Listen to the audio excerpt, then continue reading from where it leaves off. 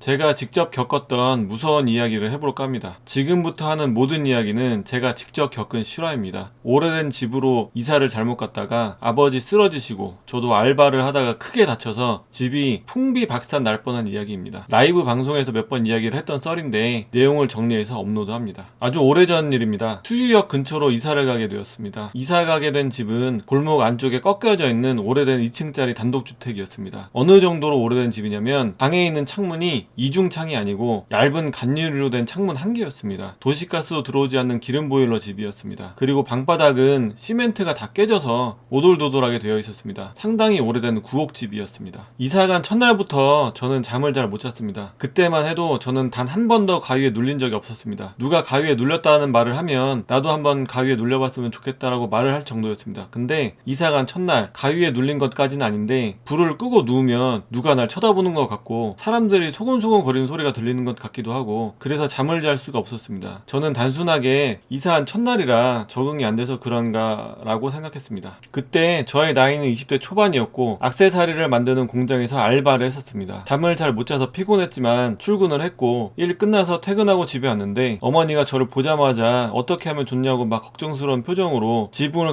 가리키시더라고요. 그래서 지붕을 올려다 봤는데 강아지가 지붕 위에 올라가 있었습니다. 그때 우리 집에서 검은색 치와와 한 마리를 기르고 있었습니다. 이름은 깜순이고 누가 개천 다리 밑에 버리고 가서 안타까워서 데려와서 키우던 강아지였는데 굉장히 얌전한 강아지였습니다. 모르는 사람 보면 그때만 짖고 가족들하고 있을 때는 그냥 조용히 옆에 앉아있고 막 놀아달라고 칭얼거리거나 짖지도 않는 그런 얌전한 강아지였습니다. 늘 얌전한 강아지가 갑자기 지붕 위에 올라갔으니까 황당했습니다. 고양이도 아니고 강아지가 지붕 위에 올라갈 만한 길도 없는데 어떻게 올라갔는지 올라가는 것 자체가 신기했습니다. 그래서 저는 사다리를 가지고 2층에 올라가서 지붕 앞에 가서 깜순이를 부르니까 굉장히 무서워하면서 천천히 내려왔습니다. 그래서 근처에 왔을 때 제가 팔을 뻗어서 깜순이 다리를 잡고 겨우 내려왔습니다. 그 뒤로도 자꾸 강아지가 지붕 위로 올라가서 2층을 올라가는 계단을 막아놨더니 나중에는 1층에 있는 항아리 위에 올라가서 점프를 해서 벽 위로 올라가려고 하더라고요. 이사한 다음날부터 강아지가 자꾸 이상한 행동을 하는데 저는 그냥 요즘 안 놀아줘서 그런가 싶어서 산책도 시켜주고 그랬습니다. 이사한 지 3, 4일 정도 지났고 평소처럼 저와 아버지는 출근을 했는데 건강하던 아버지가 갑자기 뇌출혈로 쓰러지셨습니다. 우리 집은 난리가 났습니다. 그래서 병원에 입원하셔서 수술 받으시고 집에 돌아오셨는데 완전 다른 사람이 되었습니다. 말도 더듬으시고 어눌해지셨더라고요. 그때 상황이 매우 심각해서 아버지 잘못하면 반신불수 될 수 있다고 하더라고요. 그래서 계속 병원 왔다 갔다 하셔야 한다고. 그 다음엔 제가 다쳤습니다. 제가 알바하던 액세서리 공장에서 파우를 친다고 말하는 작업이 있습니다. 이게 뭐냐면 액세서리에 광을 내기 위한 작업인데 큰 모터에 거친 원반 같은 걸 끼워 놓고 그게 돌아가면 거기에 액세서리를 살살 갖다 대면 표면이 살짝 깎이면서 광이 나게 됩니다. 그 작업을 하다 다쳤습니다. 며칠 전부터 계속 그 작업을 하려고 모터만 키면 자꾸 누가 뒤에 있는 것 같고 뒤에서 누가 말하는 것 같은 느낌이 들었습니다. 그래서 뒤돌아보면 아무도 없고 다친 날도 그랬습니다. 공장은 사장과 저 둘이서 일하는 공장이었고 사장이 잠시 볼일 보러 나가고 저는 혼자서 파우를 치고 있었는데 모터 안쪽에 미세하게 아주 살짝 튀어나온 게 있었는데 거기에 제가 착용하고 있던 면장갑에 실이 걸려서 돌아가면서 너무나도 순식간에 왼쪽 검지손가락이 같이 돌아갔습니다. 너무 놀라서 모터를 끄고 왼손을 봤더니 검지손가락이 한쪽으로 꺾여 있더라고요. 그래서 놀래서 면장갑을 빼보니 검은 손가락 두 번째 마디가 완전히 파열돼서 검지손가락이 덜렁덜렁 거렸습니다. 병원 갔더니 의사 선생님이 상태를 보고 하는 말이 검지손가락 두 번째 마디 관절이 파열되었고 뼈는 원래 공기 중에 노출되면 안 된다. 노출되면 각종 세균에 감염이 돼서 염증이 생기게 되면 염증이 더 퍼져서 썩기 전에 손가락을 절단해야 할 수 있다고 하시더라고요. 일단 두 번째 마디 파열된 곳 소독하고 최대한 치료를 해보겠다 하시고 소독하고 관절 어긋난 거 맞추고 꼬맨 뒤에 기부스를 했습니다. 저 당시 제 심정은 진짜 하늘이 무너지는 심정이었습니다. 단순하게 알바했는데 손가락 하나를 절단할지도 모르는 상황이어서 너무 속상했습니다. 너무 속상하니까는 말도 안 나오더라고요. 강아지도 매일 이상 행동을 하고 아버지도 쓰러지시고 저까지 다치고 이사하자마자 계속 안 좋은 일이 생겨서 너무 힘들었습니다. 그 당시에 연락하던 여자 사람 동생이 있었는데 이 상황을 말했더니 여자 사람 동생이 진지하게 이렇게 말하더라고요. 혹시 오빠 이사간 집에 귀신 있는 거 아니야? 이사 가자마자 계속 사고가 터지잖아. 저는 일리가 있는 말 같아서 어머니에게 집에 뭔가 있는 것 같다고 말씀드렸습니다. 아버지 쓰러지시고 제가 다친 것도 그렇고 이사한 첫날부터 방에서 자거나 컴퓨터 하려고 하면 자꾸 뒤에 누가 있는 것 같고 누가 말하는 것 같다라고 말씀을 드렸더니 어머니가 다니시는 절 스님한테 한번 말해보겠다고 하시더라고요. 그 다음날 낮에 어머니는 스님을 만나러 절에 가셨고 저는 다친 게 속상해서 집에 누워서 낮잠을 자고 있었습니다. 전 이날 태어나서 처음으로 가위에 눌렸습니다. 아직도 생생하게 기억이 납니다. 제가 낮잠을 자고 있었는데 주변이 막 시끄러워지더니 했더니 사람들이 엄청 몰려오는 느낌이 들었습니다. 그래서 전 놀래서 도망가려고 했는데 몸이 안 움직였습니다. 그래서 못 도망갔는데 그때 제 귀에 남자 목소리가 생생하게 들렸습니다. 이렇게 말하더라고요. 어머니가 간 절에서 만난 무슨 스님이 말하는 대로 하면 양반이 평민을 데려와서 모두 죽일 거다. 이 소리를 듣자마자 놀래서 소리를 지르면서 일어났습니다. 저는 어머니께 바로 전화를 해서 물어봤습니다. 혹시 무슨